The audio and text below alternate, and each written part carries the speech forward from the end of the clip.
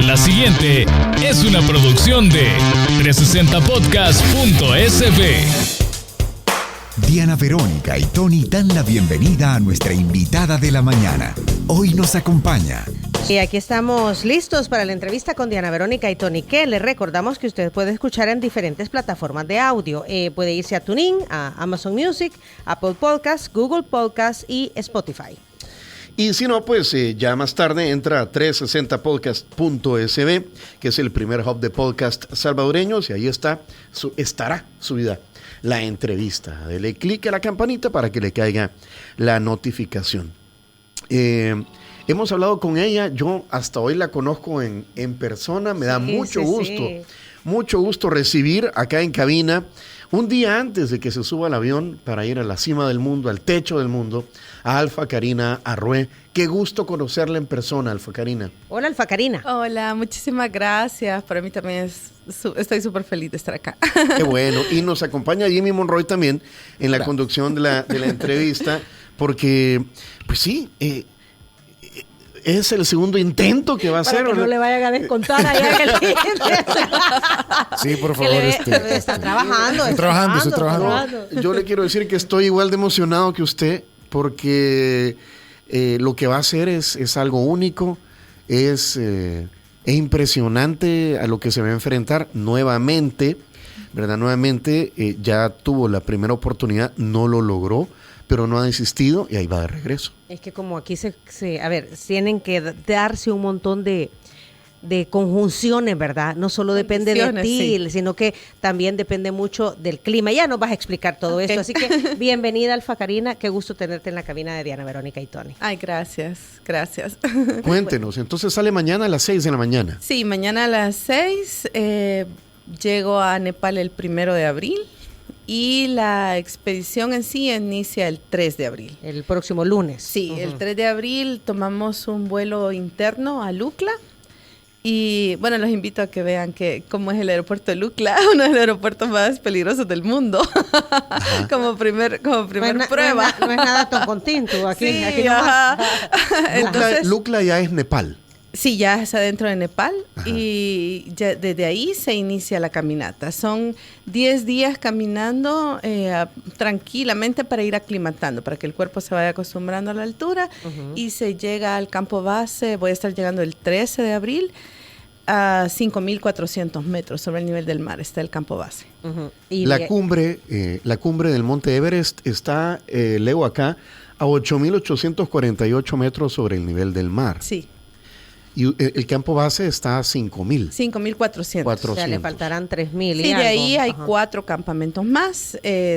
Uno atraviesa la cascada de Khumbu, que es una cascada gigantesca de hielo que se mueve todos los días. Ahí hay avalanchas, derrumbes. Esa es como la súper gran prueba, ¿verdad? Como el colador de Everest. Ahí se demuestra quién realmente es montañista, quién haya ido y mentido en su currículum, porque lastimosamente mucha gente miente en su currículum para que le den el permiso. Ajá. Porque para que te den el permiso tenés que presentar un currículum de montaña con ciertos requisitos. Entonces lastimosamente hay gente que miente y pues no logra ni siquiera atravesar Khumbu, ¿verdad? Ya cuando ven eso... No, eso hasta yo que he hecho tanta montaña, yo tengo alrededor de más de 700 montañas, o sea, es algo indescriptible y algo que no tiene comparación con nada. Incluso los mismos Sherpas te dicen, todos los 8.000 son diferentes, todos son difíciles, pero ninguno tiene Khumbu.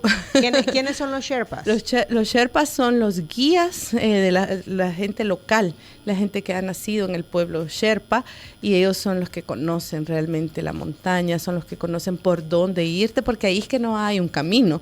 Ahí todos los días cambia la montaña, se mueve, hay avalanchas, hay derrumbes, entonces ellos saben cómo por dónde ir, son los que equipan también la montaña. Uno llega y ellos, por ejemplo, ahorita ellos ya están equipando las primeras partes de la montaña, poniendo los tornillos, poniendo las escaleras, poniendo cuerdas. Entonces, y lastimosamente no es algo fijo, sino que tienen que estar yendo cada vez que hay un derrumbe, que casi siempre es todos los días, ¿verdad? Entonces, ir a a cambiar eso. Son tus ángeles de la guarda, por así decirlo. Totalmente, sí, totalmente. Porque dependiendo de lo que haya sucedido cada día, ellos van acomodando los caminos. Exacto. Y dependerá de su agudeza visual y de su contemplación de la naturaleza, saber a dónde ponen esos tornillos. Exacto, sí, porque por ejemplo después de Cumbu está el campamento 1, que está a 6,000 metros, y ese todavía está en una parte bien peligrosa, que es como terminando Cumbu, pero todavía es una parte donde uno trata de estar ahí solo un par de horas. Si es posible, ni siquiera se duerme ahí, porque hay muchas avalanchas.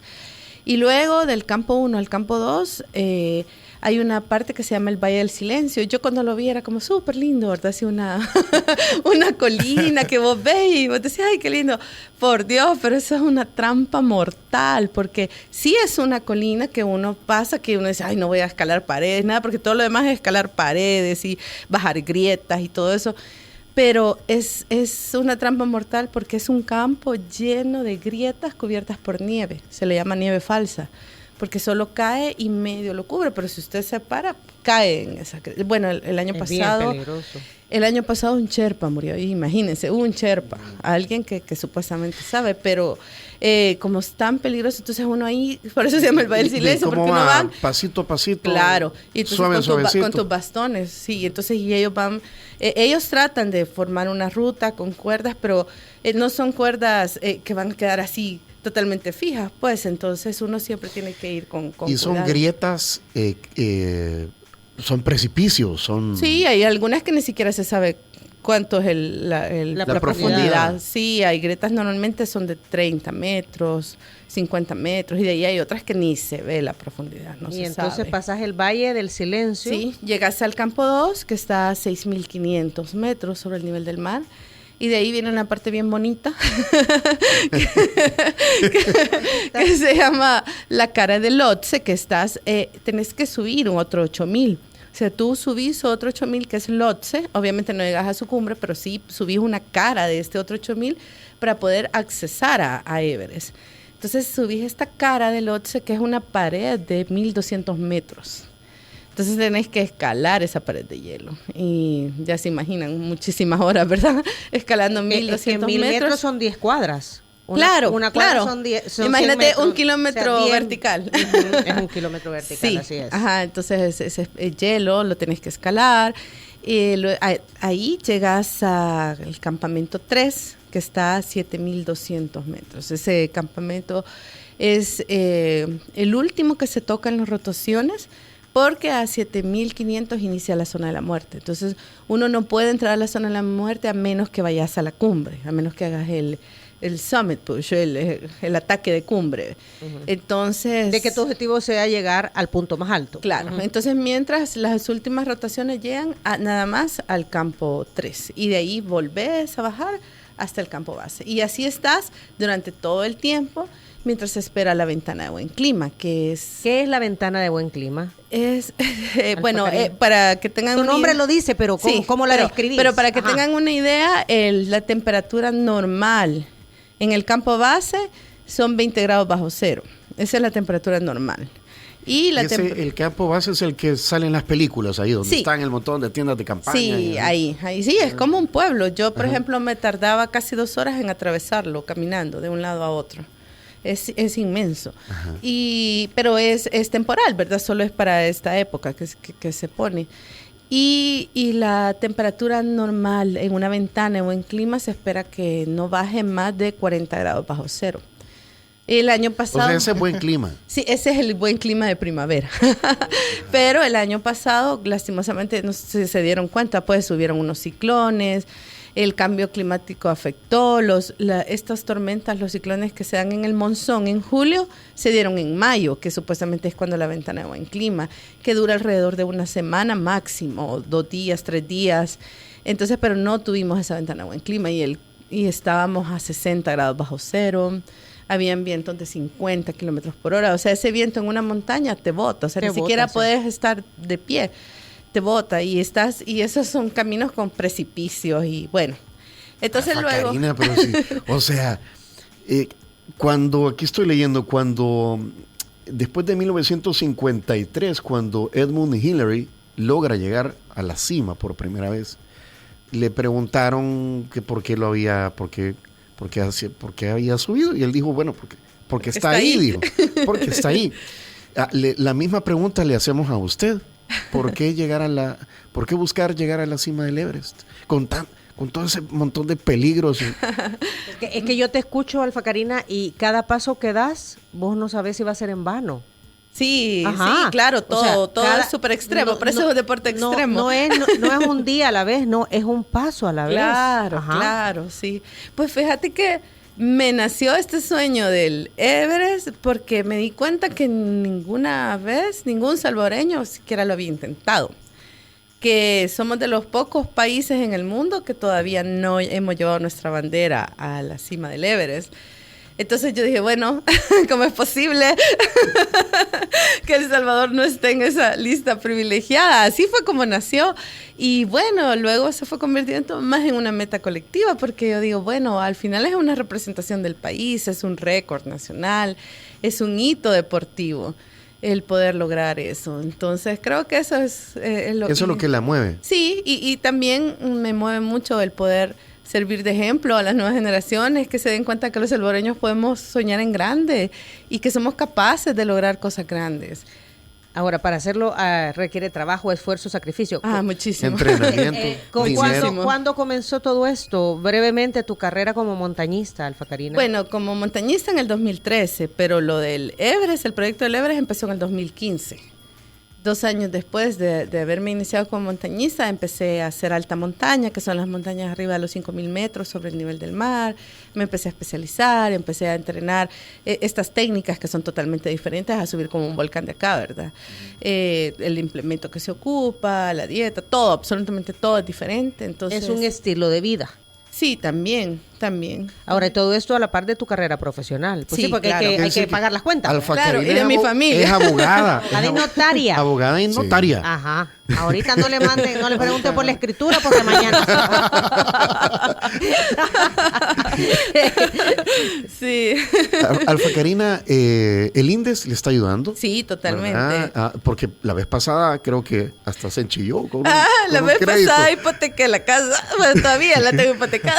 Sí, es que yo me acuerdo que hablamos todavía la estoy pagando. Creo que fue hace un año, Alfa Karina, que habremos conversado, ¿verdad? Sí. Porque es la misma ventana, ¿no? Claro, que sí, se abre. es la misma época. Y yo me acuerdo que tú dijiste, pues, que te habías estado preparando, pero que los recursos económicos eran tantos que te habías tenido que sacar un préstamo. Sí. ¿Verdad? Que aunque tenías patrocinadores no era suficiente. Ahora el INDES te está dando ese apoyo económico. Claro. Sí, la primera vez, pues, bueno, pasé por 6 años tocando puertas y pues no se dio, o sea, eran... hubieron respuestas feas, hubieron respuestas de encargados de empresas que decían, no, ningún salvadoreño va a ser capaz de hacer algo así. O lástima que sos mujer. Si no te diéramos el apoyo. Entonces llegó un punto en que yo dije, no, o sea, si no es por... ¿Y eran gerentes de empresa? De mercadeo y gerentes de... ¿Y cómo llegan a ser gerentes, verdad? Yo digo, ¿cómo es posible que con ese pensamiento, cómo va? Sí. O sea, y yo les decía, es la primera vez que El Salvador va a estar en el Everest. O sea, yo, bueno, no sé, pero yo si fuera de una empresa dijera, qué gran oportunidad para la marca, ¿verdad? Yeah. Entonces, pero... ¿Y qué marcas te están apoyando? Bueno, INDES. Ajá, INDES. Además del INDES. Sí, no, INDES. Solo INDES. Okay. No, porque es buen momento para decir marcas si es que alguien te estaba apoyando. Claro. ¿Verdad? Para que sean la diferencia, pues. Claro. Bueno, y en cuestión de nutrición, Enterex, ellos me van a dar es un suplemento especial, es un suplemento súper especial para la zona de la muerte. Ellos tienen un producto que ocupan en enfermos terminales y que es algo muy similar cuando uno está en la zona de la muerte, porque en la zona de la muerte tu cuerpo se empieza a descomponer, literal.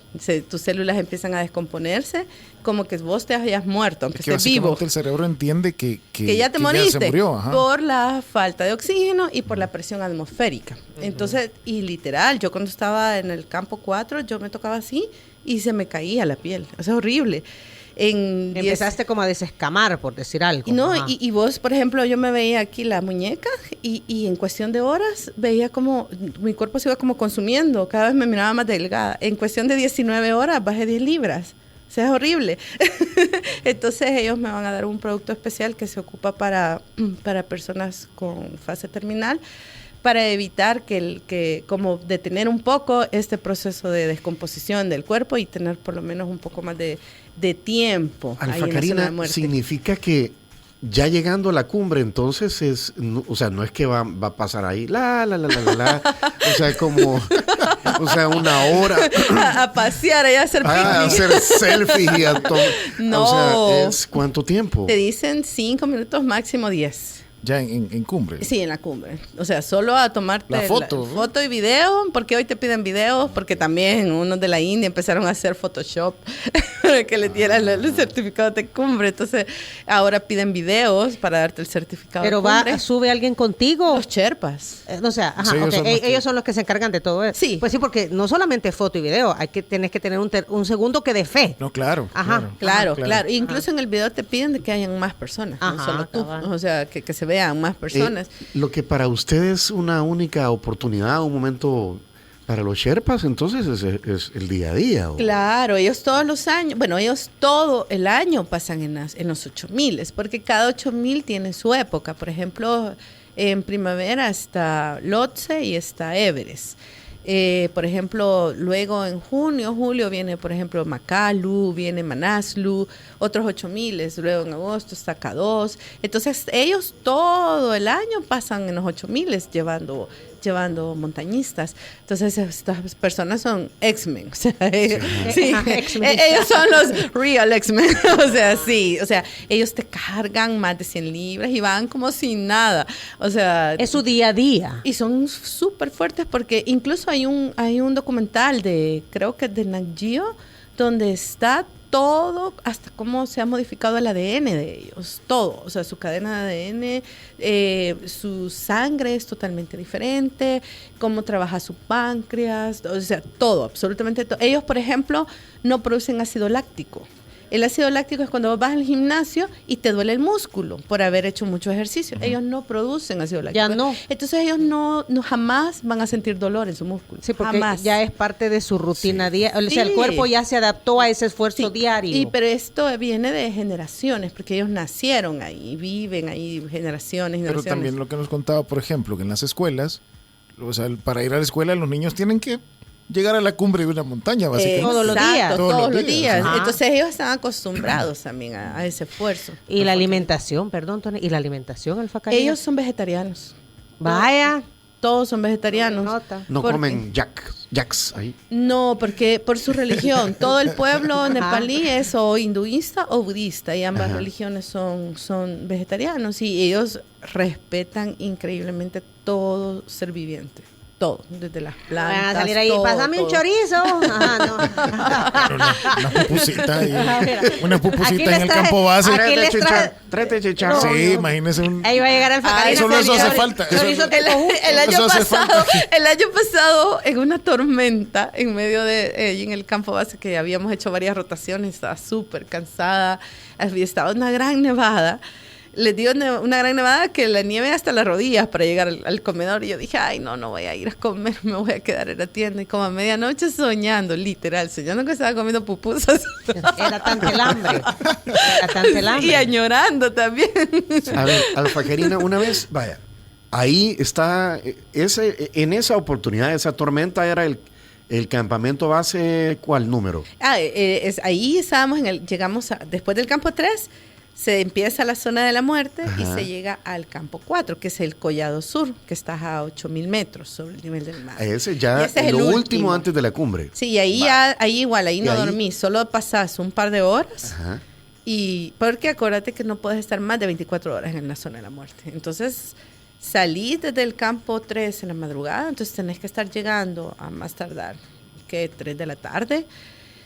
Al campo 4, descansar un par de horas y tipo 7 de la noche salir para atacar la cumbre. La última vez, la primera y última, la oportunidad pasada, ¿llegó hasta dónde? A los 8,000, 8,063, porque intentamos caminar un poquito, pero en esa media hora que intentamos caminar, se me empezaron a congelar los pies, porque el viento era demasiado fuerte y el clima. Para que tengan una idea, el down suite, el que yo ocupo, lo ocupo arriba de 4 capas. O sea, por ejemplo, digamos, esta es la primera capa, después llevo otra y así, 4 capas y encima el down suite para crear un microclima en mi cuerpo. Pero esto, lo máximo que soporta son 40 grados bajo cero. Y la temperatura está a 60 bajo cero. Entonces era mentira. O sea, 60 eran 20 grados de diferencia que no teníamos protección. Igual las botas que se ocupan son unas botas dobles y llevas abajo todavía otros botines y llevas unos... No es nada el muñequito de Michelin. Sí, por eso es que uno se ve así. Uno se ve así, todo grande. La gente cuando me ve me dice, ay, pero usted se ve bien gordita. Me dice, no. Son cachetes, le decimos. Yo le doy la ropa, ¿verdad? Varias gente me ha visto en la calle y me dice, ay, pero en la foto se ve bien gordita. O sea que entonces ella se imagina que eso es, pero es todo lo que uno lleva. Podríamos decir que lo que le impidió llegar a la cima fueron 20 grados de temperatura bajo cero. Sí, porque por ejemplo los que murieron 4, ¿verdad? Murieron 2 montañistas y 2 sherpas, murieron congelados. En esa oportunidad. Sí, ellos fue en la primera tormenta, porque fueron 2 tormentas. La primera tormenta nosotros nos agarró en el campo 3 y bajamos de ahí. Y luego intentamos la segunda vez, supuestamente en la segunda ventana, ¿verdad? Que también fue tormenta. Entonces ellos en la primera tormenta intentaron llegar a la cumbre con esa tormenta. Y quedaron en el camino. Claro. Sí, porque es que es tan extremo el clima que te mata. O sea, en realidad, ahí literal es una aventura, Alfa Karina. Sí. Ajá, porque pues sí, o sea, aunque se den las condiciones, vos no sabés en qué momento eso va a cambiar, el viento, la temperatura va a bajar de un momento para otro. Claro, se espera que en la ventana dure, según lo que te dice el pronóstico. El pronóstico, ¿verdad? Ajá. Pero eso es lo más que lo puedes ver, es que máximo 3 días antes. Ay, Dios. Sí, entonces, y uno para poder llegar hasta allá se tarda 5 días, entonces a veces salís con la incertidumbre. Por ejemplo, nosotros la segunda vez salimos con tormenta, esperando que cuando llegáramos al campo 4 ya estuviera la buena ventana, ¿verdad? Y lastimosamente no se dio. Alfa Karina, ¿y su cuerpo está en ese momento, bueno, luchando por sobrevivir? Por sobrevivir.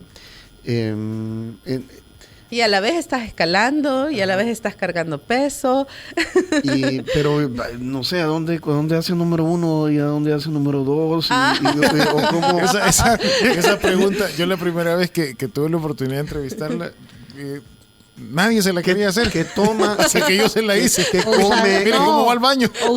No, de verdad, y con toda esa ropa encima. Usted es mujer, no así sé. Es muchísimo más difícil. Su periodo menstrual y esas no, cosas. eso fue horrible. Mi periodo menstrual me duró 1 mes.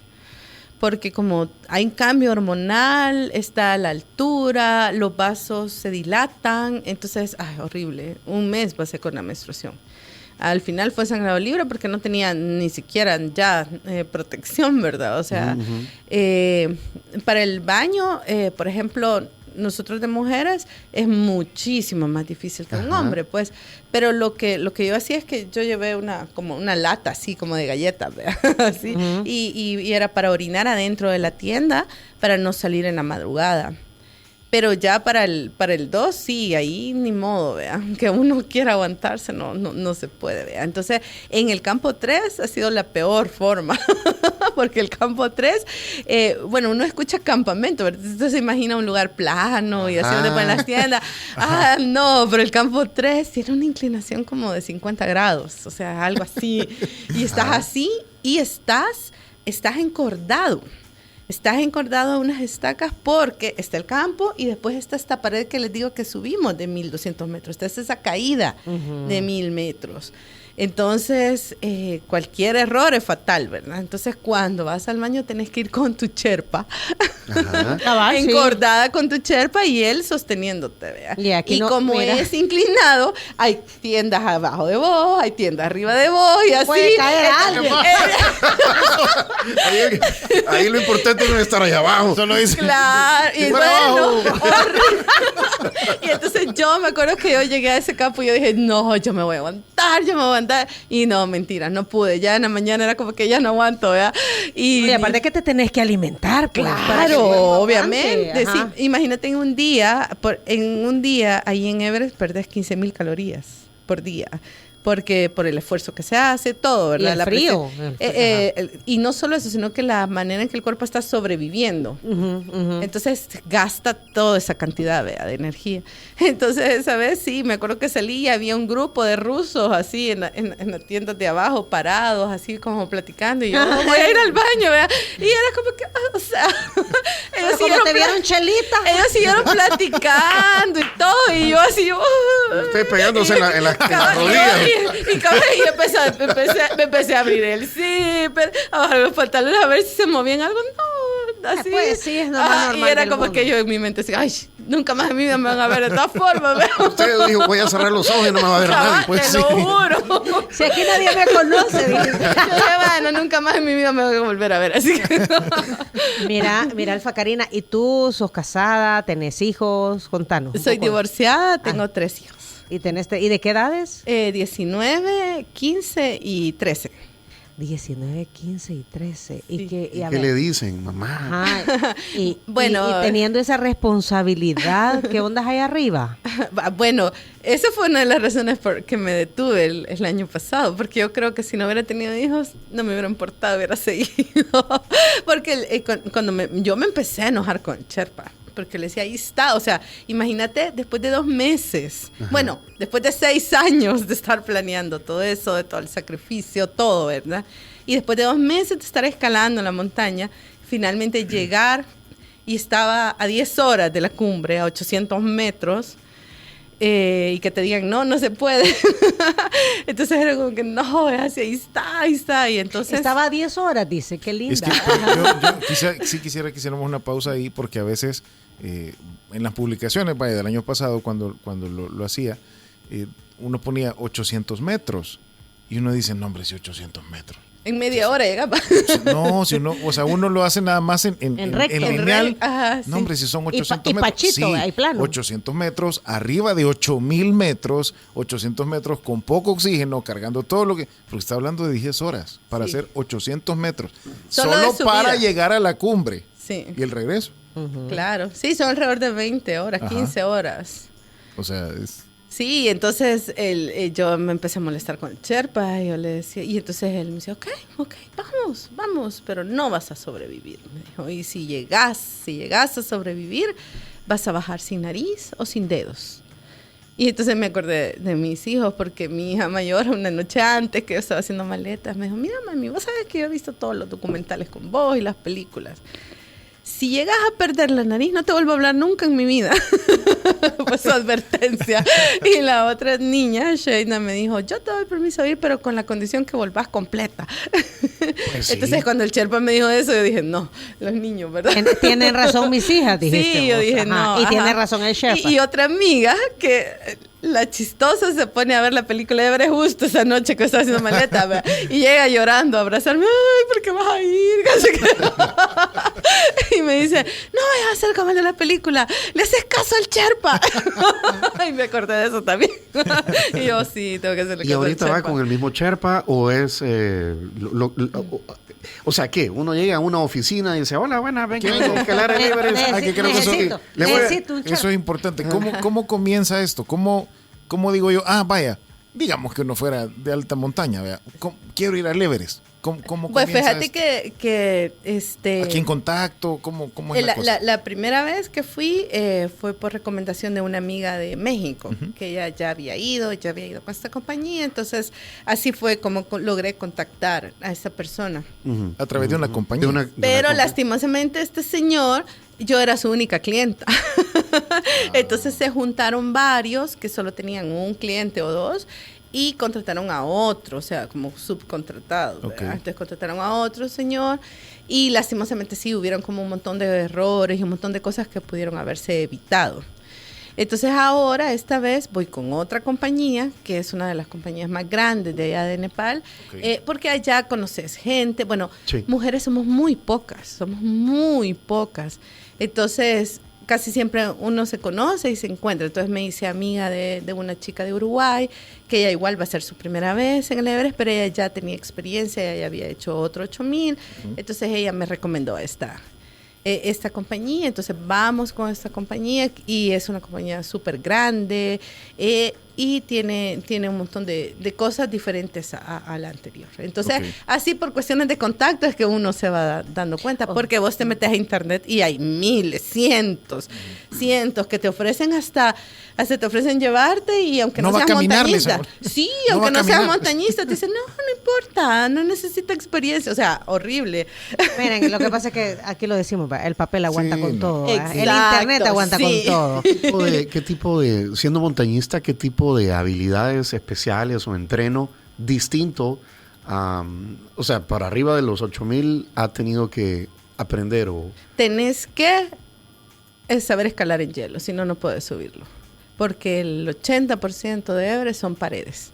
Entonces, si vos no sabes escalar en hielo, mentiras, no lo vas a subir. Entonces, tenés que saber escalar en hielo, tenés que saber hacer rappel autónomos, porque a vos solita te toca bajar, porque hay esta parte de Khumbu, tenés que subir y bajar las grietas, porque hay grietas que son demasiado anchas, entonces no se pueden poner escaleras. Entonces, tenés que bajarla, tenés que saltar, tenés que subirla. Eso es tal vez, porque en las películas uno ve esas escaleras que están entre... En las grietas. Entre grietas. Y entonces es una escalera. Pues, sí, de las que te venden aquí en las ferreterías. Y uno ve que se mueve. Se mueven, se tambalean. Sí. Entonces, ¿qué onda? Pero mira, ¿sabes qué? Vos ves eso y a mí me da como, wow, un montón de miedo, ¿verdad? Pero sabes que allá es tan difícil, Everest, que las escaleras es lo más fácil. Pasar las escaleras es como que, ay, qué bien. O sea, lo más difícil ay, qué bien una escalera. porque sí, es lo más fácil de todo lo que tenés que hacer allá. O sea que lo más difícil es escalar las paredes escalar y bajar las grietas de hielo. Aquí hay unos comentarios de nuestra audiencia. Alfa Karina W. Lemus dice, ojalá que en este nuevo intento llegue a la cumbre, y si no lo logra, lo más importante es que regrese con vida. Suerte y bendiciones. Ay, pregunta, bueno, W. Lemus está en los Estados Unidos, ¿verdad? Sí. Y Vladimir Lobato es otro salvadoreño que vive en Canadá. Dice, ¿cómo accede en El Salvador a los equipos que necesita? Ropa, botas, etcétera. Bueno, todo lo tengo que comprar fuera. Igual los entrenos. Los entrenos, porque acá no hay entreno. Entonces tengo que salir a Sudamérica. ¿Dónde entrena a escalar paredes de hielo? En Sudamérica, Perú, Ecuador, Bolivia. Son los lugares donde hay mejores lugares técnicos para escalar y los mejores instructores en el mundo. Gente con experiencia, es lo que tú dices. Sí, ajá. Sí. O sea, y de ahí, para mantener la altura, es como mi cancha, es como México, ¿verdad? Que es como lo más cercano, lo más económico, y hay montañas de 5,000 metros, ¿verdad? Entonces, pero ya cuestiones técnicas sí, ya tiene que ser Sudamérica. O sea, las 2 vueltas que uno le sale a dar al Cafetalón, por ejemplo, para Alfa Karina ir a subir, ¿cuántas veces fue lo del volcán de Santa Ana? 4 veces diarias en la mañana. Diarias. Que estuviste en los volcanes, ¿verdad? Sí, en Reto Alfa. El Reto Alfa. Ajá. Entonces fue como que, no, y uno va y porque le fui a hacer un par de videos y era como que, no, hombre, si medio le alcancé a seguir unos 10 metros, 10 o 15 metros, pero... O sea, el entrenamiento eran 4 veces diarias, subir y bajar el volcán de Santa Ana. Sí, pero ese era como... Sí, pero eso era... Era como para mantener, o sea, solo para mantener. Y yo podría haberlo hecho más, pero como es una zona protegida, ya en la tarde no me dejaban subirlo. Pero si me hubieran dejado en la tarde, quizás lo o sea, esas más. 4 veces eran en la mañana. Solo en la mañana, sí, hasta medio, de las 6 hasta las 12. Sí, gran poder. Ajá. ¿Qué le digo? Sí. Sí, entonces sí, y lo que pasa es que vos te tenías que quedar con Alfa Karina a acampar ahí para agarrar el ritmo de ella. Sí, pero tenía que venir al programa en la mañana, no podía. Pues sí. Hubieras transmitido de ahí. Aquí me preguntan, dice, tengo curiosidad de saber qué hace a diario. Preguntarle cómo entrena, dice. O sea, el día a día, ¿cómo? Por ejemplo, cuando estoy acá son alrededor de 3-4 horas nadando, sobre todo nado y corro. Ah, ok. Y la montaña, que todos los días voy a las montañas. Y por ejemplo, hoy ya hiciste algo, ¿para dónde vas? ¿Cómo es ahora? Hoy no, porque vine ayer. Vine ayer al país. Y ayer, ok, estaba fuera. Estuve todo el mes en Colombia, estuve entrenando. Entrenándote. Sí, todo el mes. Bueno, todo el año, porque cuando regresé a El Salvador y que Indes me dijo que me iba a apoyar por mi segundo intento, entonces no paré, me fui a especializar a Bolivia, a Ecuador, estuve En Chile también estuve haciendo un montón de entrenos. O sea, no perdiste el ritmo. No. Al contrario. Sí, o sea, mantener la condición. Aquí preguntan por fotos. Que enseña fotos, pero porfa, una plática interesante, dice Ricardo Orantes. ¿A dónde ven fotos tuyas? En mis redes sociales, en mi Instagram, Alfa Karina Rue, y en mi página de Facebook estoy como Alfa Karina Rue Montañista. Va, ahí está, ahí de seguro. Y de alguna manera, me imagino, va a documentar el ascenso. Claro, Indes va a tener todo. Indes va a tener todo el material y ellos lo van a distribuir, ¿verdad? Sí, tenemos material incluso del ascenso anterior. Y de verdad, ya vamos a comenzar a ver videos de... Híjole, de verdad es impresionante. O sea, yo le decía, yo veo... Es que se ve blanquito, se ve, como dice ella, no, sí se ve bien bonito, pero de pronto también hay, sí, pero de pronto también hay videos donde vemos el viento, por ejemplo, cómo azota las tiendas de campaña, pero... Y esas tiendas de campaña, ¿cómo es que no salen volando? Y son especiales, son especiales para 8000, son hechas de titanio, las varillas, y cuando estábamos en el campo 4, ¿sabes que esas varillas las había doblado el viento de titanio y estaban quebradas, dobladas? Son especiales como tipo de lona que tiene, y estaba como que como un gato las había aruñado, las había roto todas el viento. O sea, es implacable. ¿Cuánto adentro de la tienda, cuando afuera está a cierta temperatura, cuánto logra, digamos... No, en este caso, mínimo. No, es mínimo. No, es súper mínimo. O sea, simple y sencillamente es para que no le dé el viento directamente. Exacto, para que no te dé directamente. Sí, no. ¿Y logra descansar y dormir ahí o...? Mira, hasta el campo 2 se puede. El campo 2 está a 6.500, pero a partir de esa altura, la diferencia es que a partir de esa altura el cuerpo ya no se recupera. Vos cuando dormís, tus células se recuperan, tus músculos, todo, ¿verdad? Entonces ya te despertás y ya despertás descansado, ¿verdad? En cambio ahí, por mucho que durmás, es como que pasaste toda la noche corriendo una maratón. Despertás igual o más cansado porque el cuerpo no se recupera. Entonces, a partir de ahí empieza un desgaste espantoso. Y ya todo lo demás igual, solo desgaste. Y ya cuando entras a la zona de muerte, ya el cuerpo ya está ahí. Por eso es que el cuerpo colapsa y empieza a morir. Literalmente, por eso se llama la zona de la muerte, porque el cuerpo empieza a morir. O sea que a puro enterex. Por eso, sí. Mira. Por eso es que la gente dice de pronto que la parte más difícil es... La bajada, porque el cuerpo ya está demasiado dañado. Imagínese. Entonces, y es algo real, es un dato real. La mayoría de las muertes, si no es el 90% de las muertes en el Everest, son bajando. Porque el cuerpo ya está. Entonces, cuando vos bajas de la cumbre, tenés que bajar hasta el campo 2. O sea, una sola bajada. Tenés que hacer el esfuerzo de bajar hasta el campo 2. Sí, para que el cuerpo... por lo menos no se muere. Porque si regresas al campo 4, como ahí ya no te recuperas nada. Ya no, o sea, ahí nada. te terminas de morir, por decir Exacto. algo. Y muchísima gente ha muerto ahí, bajando de cumbre y se queda en el campo 4. Ni te pregunto por el bañarse, eso no existe. Ah, no. ¿Se imagina? No. ¿Con qué cuesta bañarse en el Pital? Toallitas húmedas. Pues No, y lo que pasa es que como estás bajo cero, claro, el cuerpo no huele mal. Sí, ya cuando baja la civilización empieza. Ahí empieza a sentir todo. Como que es un cadáver ahí. Mire, creo que mucha gente también tiene la duda. Bueno, ¿cuánto cuesta subir el Everest?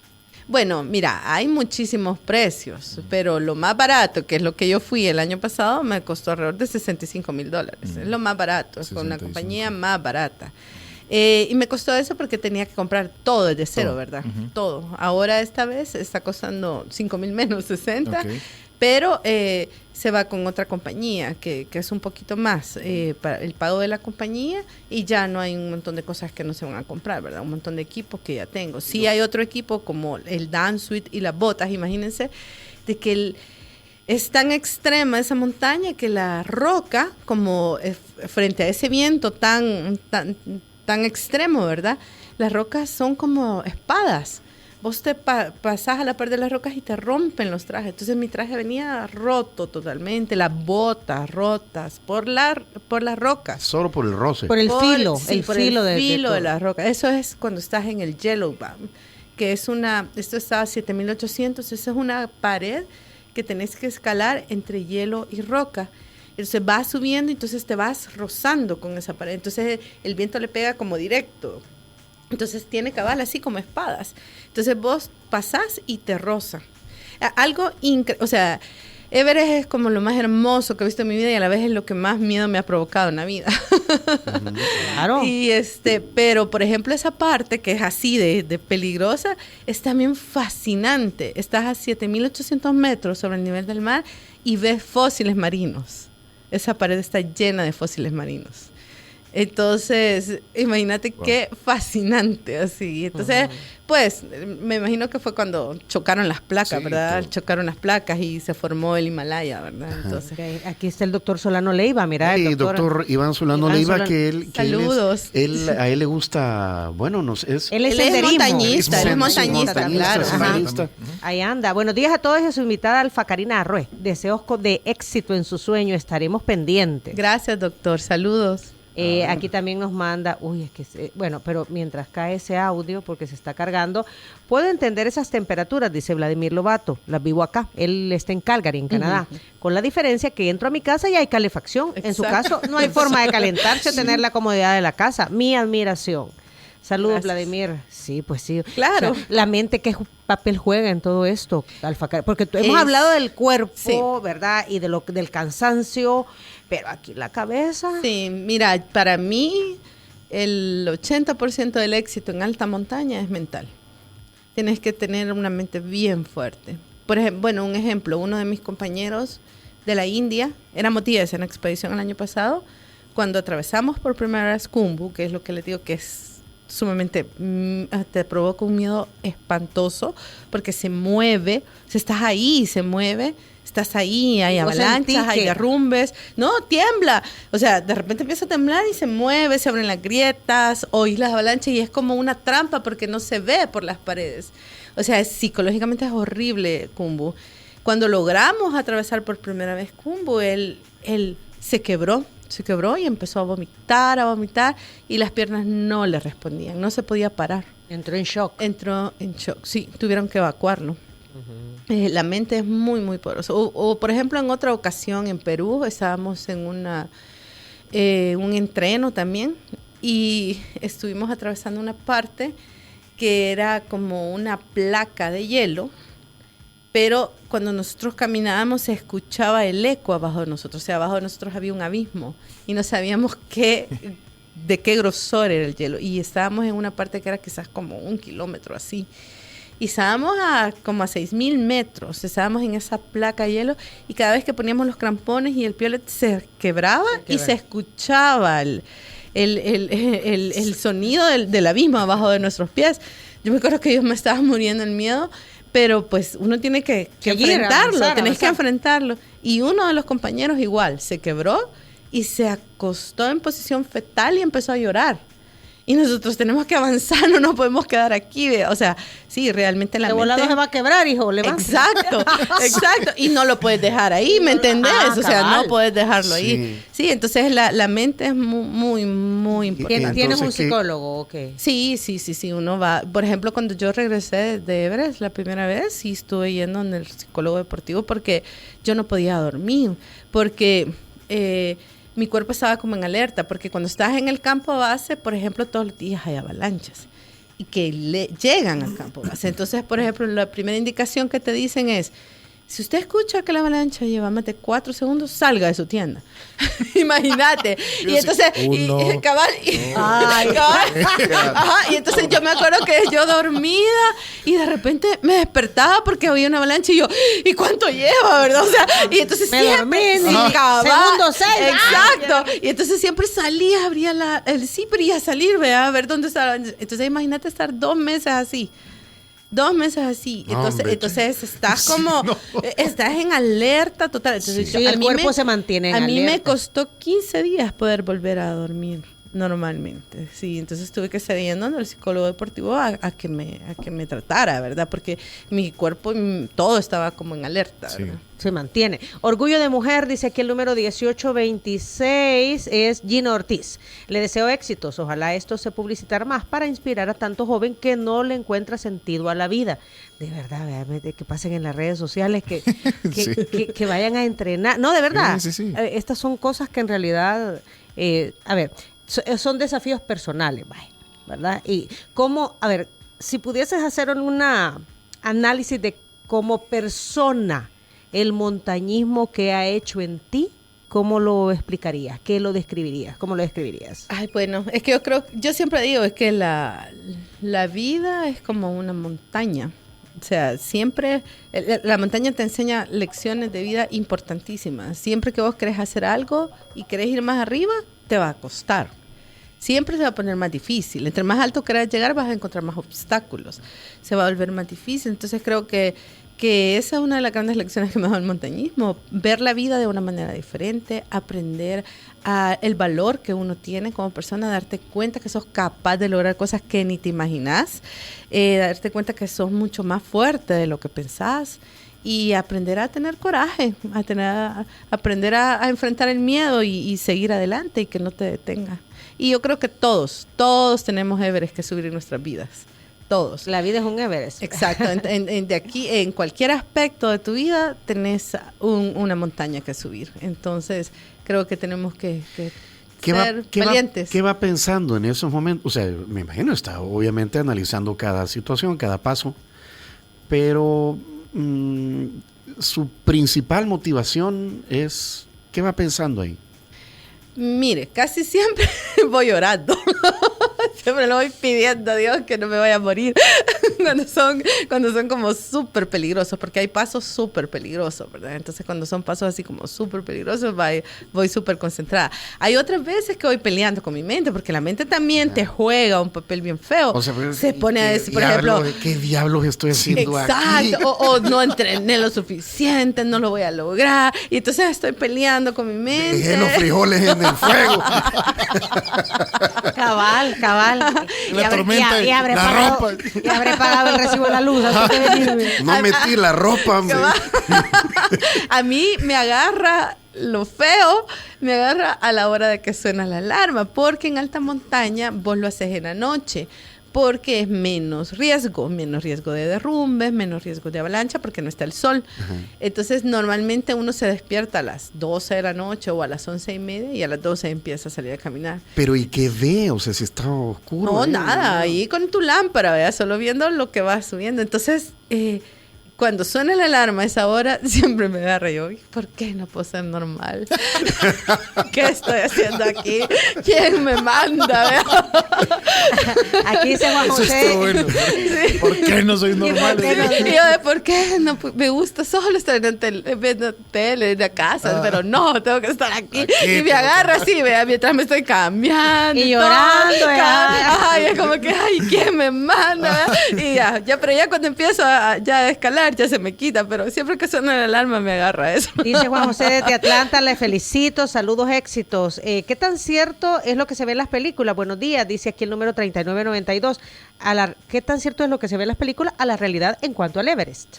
Bueno, cuando fui al Everest yo dije, ay no, las películas no sacan ni la mitad de lo que es el Everest, porque en las películas no ves las escaladas en hielo. Ahí solo ves cuando van caminando, solo ves lo de las escaleras, pero no te sacan que todos los días hay rescates en Khumbu, no te sacan que todos los días hay avalanchas en el campo base. Incluso en las películas salen ahí que están tomando cerveza. Yo solo como 2 veces vi el sol en el campo base. Entonces es una realidad ficticia. Se quedan cortas las películas. Sí, a la se realidad. quedan cortas.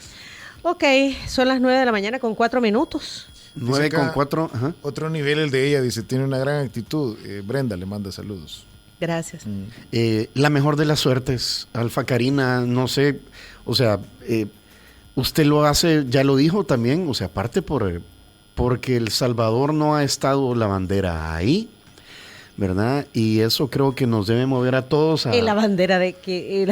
Ah, sí. Es que solo me acordé de la bandera de Maferrer, que al día siguiente que la pusieron se rompió. Ya, ¿no? El viento la rompió. Y tenés que llevar una buena bandera. Una buena bandera. Ajá. Y la mejor de las suertes es que Dios la proteja, ¿verdad? Que despliegue todas sus habilidades, todo lo que ha entrenado, que rinda frutos, que todo salga bien. Y bueno, si el Sherpa le dice que no, otra vez. Sí, el Sherpa dice hasta aquí llegamos. Ajá, porque es el que conoce. Sí. Pero la buena vibra de nosotros te va a ir acompañando. Gracias. Te está acompañando. Gracias. Sí, yo lo que les digo a todos los que me dicen, pídanle a Dios y a la montaña que nos dé buen clima, porque incluso yo me sentía muy fuerte, yo me sentía admirada de mi cuerpo, yo le hablaba de mi cuerpo y se lo agradecía realmente, porque nunca había estado arriba de los 7,000 metros y me admiró cómo yo me sentía de bien y cómo me sentía de fuerte. Entonces, realmente rogándole a Dios y a la montaña que de verdad nos dé la oportunidad del buen clima para poder llegar a la cumbre, porque tengo toda la confianza en que físicamente estoy bien. ¿Tú llegas el 2 de abril, dijiste? El 1 de abril. El 1 que es el sábado. Sí. Perdón, el viernes. Y el 3 empezamos el ascenso. Ajá. ¿Y podría darse la ventana qué días? Entre el 10 de mayo y el 23 de mayo. Entre el 10 y el 23 de mayo. Ok, bueno, estaremos pendientes. Ay, sí, vamos a estar pendientes. Muchas pendientes. Gracias. Mientras tanto, pues le vamos a dar aquí y ella, hay un cafecito para ella. Aquí está. Sherpa, ¿Y ella qué come? Zampa. No, dalba se llama. Dalba. ¿Qué es eso? Dalba. Es arroz, lentejas y verduras. Y te dan un té bien rico que se llama masala tea, que es con leche, especies, creo que le ponen un poquito de canela, súper rico. Es un té muy rico. Pero lleva ahí chocolates o lleva, no sé, no. gomitas. Ayer fui al súper y compré un montón de cosas tiernas. Porque allá realmente, de verdad, la nostalgia y es súper duro, de verdad, súper duro porque no tengo comunicación, porque no hay internet. Entonces no hay comunicación con nada, no hay comunicación con el mundo exterior, entonces la nostalgia se vuelve bien dura. Bien dura. Por eso compraste entonces dulces Diana. Llevo cola champán, llevo dulces Diana. Productos nostálgicos. Y a la montaña le llevo aguardiente del Salvador y ron del Salvador, porque el año pasado me dijeron... No llega arriba, si voy conmigo no llega. No, pero le lleva a la montaña. No, por eso. A la montaña. Porque ya estuvo que... Lo siento, montaña. Mira, el año pasado le llevé té, porque me dijeron, tenés que llevarle licor. Y yo dije, ay, no, yo licor no le voy a llevar. Le llevé té. Yo creo que se enojó porque no me dejó subir. Así que hoy le llevo ahí una botella de aguardiente.